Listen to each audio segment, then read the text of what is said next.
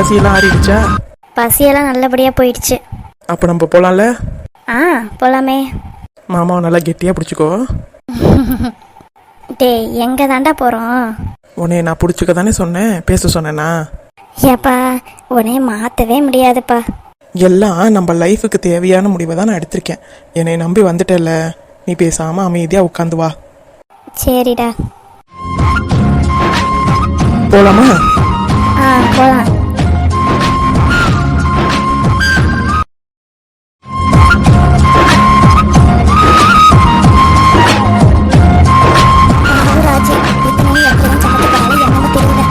அவன் புருஷன் கடையில பல்ல இழுச்சுக்கிட்டு போய் வாங்கிட்டு வந்து கொடுக்குறான். பாவம், எல்லாம் ராஜு உயிரை தான் வாங்க போறாங்க. தங்கச்சி நான் மட்டும் இம்புட்டு அள்ளிக்கிட்டு போறான். எப்பதான் இவன் திருந்த போறானா என்னமோ. ஆத்தி, நான் இதை மறந்தே போயிட்டேன். புரட்டாசி மாசம்ல பிறந்துருச்சு. எப்படி ராஜு சமைக்க போறா? பெருமாளை விழுந்து விழுந்து கும்பிடுவா. எப்படி சமைக்க போறாளோ என்னமோ தெரியல. அடியே ராஜு, ராஜு, இவ ஒரு சொல்லுக்கு என்னன்னு கேட்க மாட்டா. சின்னம்மா, நீயா சின்னம்மா, வா இந்த மீனெல்லாம் வாங்கிக்க. எம்புட்டுடா விற்கிது இந்த மீனெல்லாம்? அதெல்லாம் கம்மி தான் சின்னம்மா. நீ கேட்டினா இந்த உலகத்துல உள்ள எல்லாத்தையும் வாங்கி தருவேன். அது உனக்கு தெரியாதா? சரி சரி, உன் தங்கச்சிக்காரையும் வரால, அது உனக்கு தெரியும் தானே? அப்படியா? எப்போ வரா? ஏன் கஸ்தூரி உன்கிட்ட சொல்லலையா? இல்லையே பெரியமா. அதனாலதான் இம்புட்டையும் வாங்கிட்டு வர சொன்னேன். ஒத்தால நான் எப்படி இம்புட்டையும் சாப்பிட்றது? அப்படியா? சரி சரி, நல்லது. மாப்பிள்ளையுமா வராக? அந்த மனுஷன் வந்து நீ பார்த்துக்கியா? அந்த மனுஷனுக்கெல்லாம் இந்த மாதிரி சாப்பிடலாம் கொடுத்து வைக்காது. நம்ம பிள்ளை கஸ்தூரியும் பேரனும் தான் வருவாங்க. சின்னம்மா, நான் வேணா ஃபோன் அடிச்சு மாப்பிள்ளைக்கு சொல்லட்டுமா? அதெல்லாம் ஒன்றும் வேணாம்டா சின்ராசு. அதான் சின்ன மாப்பிள்ள வராருல, அவரை பார்த்துக்குவோம் விடு. சரி சின்னம்மா, மாசம் மாசம் பார்த்துக்கிட்டே நிற்கிற. மீனையாவது கையில் வாங்கலாம்ல? இந்த கொண்டா. ஏன்டா சின்ராசு? சரி சின்னம்மா. கறி கேட்டிருந்தானே, நல்லா லெக் பீஸா, அதையும் வாங்கிட்டு வந்த? வாங்கிட்டு வந்திருக்கேன் சின்னம்மா.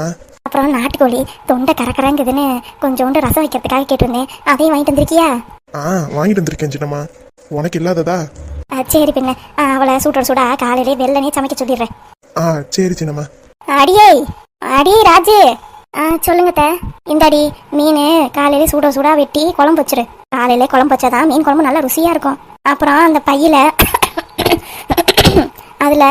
அதுல நாட்டுக்கோழியும் லெக் பீஸும் இருக்கு. நாட்டுக்கோழியா ரசம் வச்சிரு, லெக் பீஸை 65 பண்ணிரு. சரிங்க. ஏண்டி, என் தங்கச்சிமா வரா? ஆமாங்க மாமா. என்கிட்ட சொல்லவே இல்லை. சொல்லியிருந்தா இன்னும் 2 கிலோ எக்ஸ்ட்ரா எடுத்துட்டு வந்திருப்பேல. அப்புறம் இதெல்லாம் யார் திங்கிறது? அவளுக்கு தானே. இல்லைங்க, இது போதும் எல்லாத்துக்கும். என்ன வாங்கிட்டு வந்தீங்கன்னா 4 நாளைக்கு இருக்கும் சாப்பாடு மிஞ்சி போய். அப்புறம் இன்னைக்கு கீதாவை லீவ் போட சொல்றீங்களா? எதுக்கு? இல்லைங்க, இம்புட்டையும் சமைக்கணும்ல. எனக்கும் வர வர வயசாகிட்டே போகுது. என்னால முடியல. கூட மாட அவளும் இருந்தாலும் ஒத்தாசையா இருக்கும். அதெல்லாம் ஒண்ணு வேணாம். நீ ஒரு ஆளே எல்லாத்தையும் பண்ணுவேன். கூட இருந்து நான் என்ன பண்ணணும் ஏது பண்ணணும்னு சொல்றேன். நீ ஒரு ஆளே பண்ணு. அவ போறது போகட்டும். ஒரு நாள் லீவ் போட்டாலும் ஆபீஸ்ல காசை பிடிப்பாங்க தானே? அப்படிலாம் இல்லைங்கத்த. ஆமா, உனக்கு என்ன தெரியும் வெளிநாட்டு நடப்பலாம். ஒரு நாள் இல்லலாம் காசு பிடிக்கதான் செய்வாங்க. இதுக்காக காசு பிடிக்கணுமா என்ன? அவ சம்பாத்தியம் நம்மளுக்கு தேவையில்லதான். இருந்தாலும் ஒரு நாள் சம்பாத்தியம் போகுதுல்ல. நீ எங்க ஒரு ஆளா பண்ண போற? நான் தான் கூட மாட இருந்து என்ன எதுன்னு எடுத்து தர போறேன் இல்ல. அப்புறம் என்னவா? இல்லங்கத்த. அடியே, அதான் சின்னம்மா இவ்வளவு தூரம் சொல்லுதுல்ல, ஒழுங்கா நீயே எல்லாத்தையும் பண்ணு. ஏன் இந்நேரம் உங்க அப்பையும் ஆத்தா எல்லாரும் வந்திருந்தா ஒத்தால சரிக்கிட்டு நின்று எப்படி பண்ணுவ? என் தங்கச்சி வந்தா மட்டும் இந்த மாதிரி பண்ணுவியா நீ? அதுக்கு இல்லைங்க. அதெல்லாம் கூட மாட சின்னமா இருக்கு. எல்லாம் அதுவும் பாத்துக்கும். எல்லாம் சேர்ந்து செய்யுங்க. இந்த மனுஷன் என்னைக்காவது ஒரு நாளாவது நம்மள மனுஷியா மன்னிச்சிருக்கானா? இப்ப மதிக்கிறதுக்கு கூட இந்த மாமியார் கழுத வேற சேர்ந்துக்குச்சு. மா, என்னடி? மா, டைம் ஆயிடுச்சு. சாப்பாடு சமைச்சியா இல்லையா? இதோ சமைச்சுக்கிட்டே இருக்கேன்டி. அந்த அப்பா சிக்கன் வாங்கிட்டு வந்துட்டாரு. சிக்கனை மட்டும் வச்சு தரேன், நீ கொண்டு போறியா? என்னது, சிக்கனா? ஆமாண்டி, இதோ பாரு, மீன் சிக்கன் எல்லாம் அப்பா வாங்கிட்டு வந்திருக்காங்க. உனக்கு சிக்கன் 65 மட்டும் போட்டு தரேன். ஆஃபீஸ்க்கு எடுத்துட்டு போறியா? என்னம்மா பேசிக்கிட்டு இருக்க? ஏண்டி? ஏம்மா, புரட்டாசி ஆரம்பிச்சிருச்சுமா. என்ன? ஏங்க, புரட்டாசி ஆரம்பிச்சிருச்சு. நான் இனிமே நான்வெஜ்ஜை கையில கூட தொட மாட்டேன். நல்ல வேலை நான் மீனை வாங்கலப்பா. ஆத்தி, புரட்டாசி மாசமா? இவ எதையுமே தொடமாட்டாளே. இவ ஏன் தலையில தான் உருள போதோ? புரட்டாசி மாசம்ன்றனால ஆபீஸ்ல யாரும் நான்வெஜ் கொண்டு வர மாட்டாங்க. அப்படியே நான் கொண்டு போனேன்னு பாத்துக்கோ. என்னது இது, புரட்டாசி மாசம் அதுவும் உங்க வீட்டுல சாப்பிடுவாங்களா அப்படின்னு ஒரு மாதிரி பாப்பாங்க.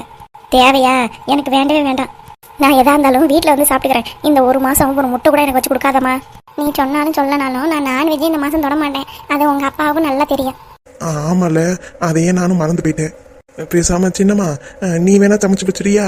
என்னது, நானும் இம்புட்டு செய்யணுமா? ஆமா சின்னம்மா, நீ தான் நல்லா சமைப்பியே. உன் கையால சாப்பிட்டோம் ஒரு 2-3 மாசம் ஆகுதுல்ல. வாங்கிட்டு வந்ததையும் தூக்கி போட முடியாது. அவளுக்கு வெஜ் சமைக்கிறதே சமைச்சுப்பா. நீ நான்வெஜ் வேணா சமைய.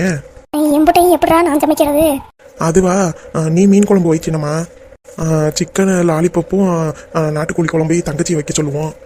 2 பேரும் சேர்ந்த மாதிரி வைங்க. எம்புட்டு நாளைக்கு தான் இவ சமையலே நான் சாப்பிட்றது. என்னைக்காவது ஒரு நாள் மாற்றி உங்கள் சமையலையும் தங்கச்சி சமையலையும் சாப்பிட்டு போனேன். கஸ்தூரிக்கு மட்டும் மைனி சமைக்க மாட்டாங்க அப்படின்னு தெரிஞ்சது. அம்புட்டு தான், இங்கிட்டு ஒரு எட்டு பார்க்க மாட்டா. அம்புட்டு வேலையும் ஏன் தலையில் விழுந்துருமே. பேசாம கீதாவை இருக்க சொல்லுவோம். யாப்பு, இம்புட்டு வேலையை வயசான ஒருத்தி நான் பார்க்க முடியாதுல்ல. அதுக்கு இப்போ என்னத்தை பண்ண சொல்றீங்க? வாங்கிட்டு வந்ததை வீணாக்க கூடாதுல்ல, நீங்க தானே சொல்றீங்க.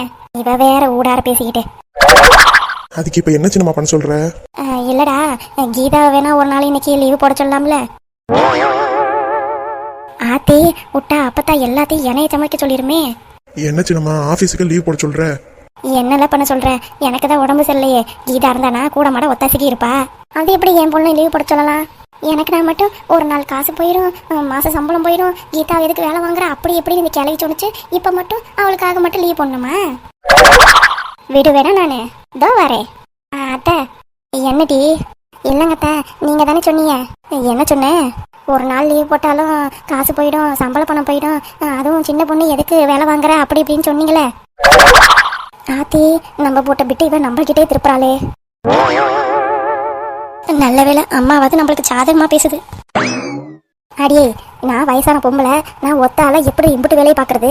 அதுக்காக தான் கீதாவை லீவ் போட சொன்னேன். உன் வயசும் என் வயசும் ஒன்னா? அதுக்கு இல்லைங்கத்த, அதான் கஸ்தூரியும் வரால, 2 பேரும் சேர்ந்து சமைச்சிருங்க. பாவம், அவளை எதுக்கு வேலை வாங்குறீங்க? அவளுக்கும் ஆபீஸ்ல முக்கியமான மீட்டிங் இருக்குன்னு அப்பவே சொன்னா. நான் அதை மறந்துட்டு இருக்க சொன்னேன். அதனாலதான் கேட்டேன். அப்படியா?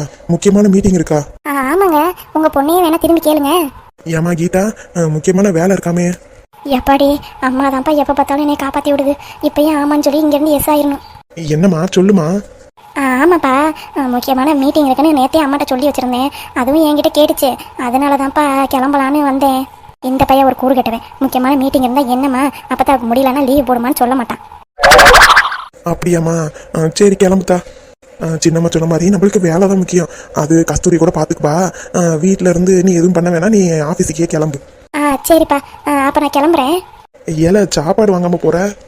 அம்மா அப்பவே சமைச்சு வச்சிருச்சு. நான் சாப்பாடை கட்டிட்டு அப்படியே உடனே கிளம்பிடுறேன்ப்பா. சீக்கிரமா வேற ஆஃபீஸ்ல வர சொன்னாங்க. அதனாலதான் கிளம்புறேன். அப்படியாம்மா? சரி கிளம்புக்கா. சரிம்மா, அப்ப நான் அப்படியே கிளம்பிடுறேம்மா. சாப்பாடு அங்கதான் வச்சிருக்கேன். எடுத்து லஞ்ச் பேக்ல வச்சுக்கிட்டு அப்படியே கிளம்பிடு. அடியே, நேத்து லஞ்ச் பேக் விட்டுட்டு வந்துட்டீல, அதையும் வாங்கிட்டு வந்துரு இன்னைக்கு மறக்காம. சரிம்மா, கண்டிப்பா வாங்கிட்டு வந்துடுறேன். Great escape. ஆத்தாளு மகளும் சேர்ந்துக்கிட்டு நாடகம் ஆடுறாளுங்க. இவன் ஆனா சரியான பையப்பா. பொண்டாட்டியும் பிள்ளையையும் காப்பாத்துற விதத்துல நல்லா காப்பாத்தி விட்டுறான். சின்னம்மா, அதான் கஸ்தூரி வரல, 2 பேருமா சேர்ந்து எல்லாத்தையும் வச்சிருங்க. வீணா போயிடும். எல்லாம் சேர்ந்து 5000 ரூபாய்க்கு வாங்கிட்டு வந்திருக்கேன். 5000 ரூபாயாங்க? ஆமாண்டி ராஜு. அதெல்லாம் பயப்படாதீங்க, அத்தை நல்லா பக்குவமா வச்சிருவாங்க. சரி சின்னம்மா, நானும் ஆஃபீஸுக்கு கிளம்புறேன். மதியானம் வாக்கில் வந்துடுறேன். ஒரு 2 மணிக்கு வரட்டா இல்ல 3 மணிக்கு வரட்டா? ஏங்க, எப்போதும் போல 2 மணிக்கே வந்துருங்க. ஏன்னா கஸ்தூரி சீக்கிரமா சமைச்சிருவா. சரி ராஜு, நானும் கிளம்புறேன். உனக்கு காய்கறி வேணும்னா இதுல இருந்து எடுத்துக்கோ. சரிங்க. நான் வரேன் சின்னம்மா. மொத்தமா சேர்ந்து என் தலையில கட்டிவிட்டு இவன் பாட்டுக்கு கிளம்புறான். யாருகிட்ட? என்கிட்டயே வா. சாமி எப்பவுமே என் பக்கத்துல தான் இருக்கு. என்ன சொன்னீங்க அத்தை? ஒத்தால நான் சமைக்கணுமா? இப்ப ஒத்தால எல்லாரும் சேர்ந்து சமைங்க. என்னோட சந்தோஷத்துக்கு அளவே இல்லை. மூஞ்சிய பாரு, காட்டு மராண்டி மாறிக்கி. என்ன அந்த கஸ்தூரி கழுதிக்கு வேற தெரியாது நீ தான் சமைக்க போறேன்னு. வந்தாதான் தெரியும். ஏண்டி, மீனை குழம்பு தான் வைக்க மாட்டேன், கழுவியாவது வெட்டியாவது கொடுக்கலாம்ல. ஆத்தி, தெய்வ குத்தம்ல ஆயிடுவோம். ஏத்த, உங்களுக்கு தெரியாதது இல்ல, ஏற்கனவே எனக்கும் உங்க பிள்ளைக்கும் அம்புடு சண்டை வந்துச்சு. இந்த மாதிரி புரட்டாசி மாசம் கறி எடுத்துட்டு வந்ததுக்கு மறந்துட்டீங்களோ? அதனால நீங்களே சமைச்சுக்கோங்க, நான் வாரேன். எல்லாம் சேர்த்து என் தலையில கட்டிவிட்டு போயிட்டாளுங்க. கஸ்தூரிட்ட போன் அடிச்சு சொல்ல வேணாம். போன் பண்ணி சொன்னா அவ்வளவுதான், அத்தோட இங்கிட்டு வரவே மாட்டா. எனக்கு இது தேவைதான். அப்பவே கீதாவை லீவ் போட சொன்னா அப்படியே பேசாம அமைதியா இருந்திருக்கணும். இப்ப கீதா வீட்லயாவது இருந்திருப்பா. எல்லாம் என் வாயி, நானே என் வாயில சுண்ணி வச்ச மாதிரி ஆயிடுச்சு.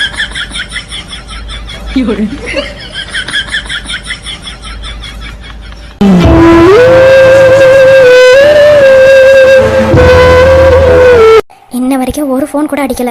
என் மேல ஏன் மாமா இம்புட்டு கோவமா இருக்காரு? என்னதான் பண்ணணும்னு நினைக்கிறாரு? எனக்கு எதுவுமே புரியல. எனக்காக அவர் எது கூட பண்ண மாட்டாரா?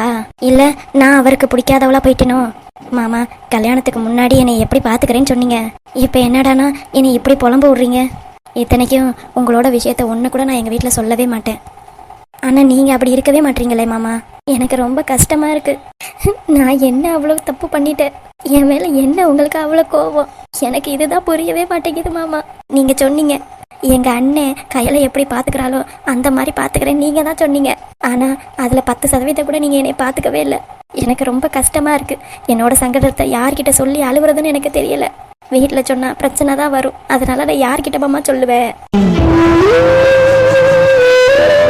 நீங்க எனக்கு போன் அடிக்கிற வரைக்கும் நான் உங்களுக்கு அடிக்கவே மாட்டேன் மாமா. என்னதான் நினைச்சுக்கிட்டு இருக்கீங்கன்னு நானும் பாக்குறேன்.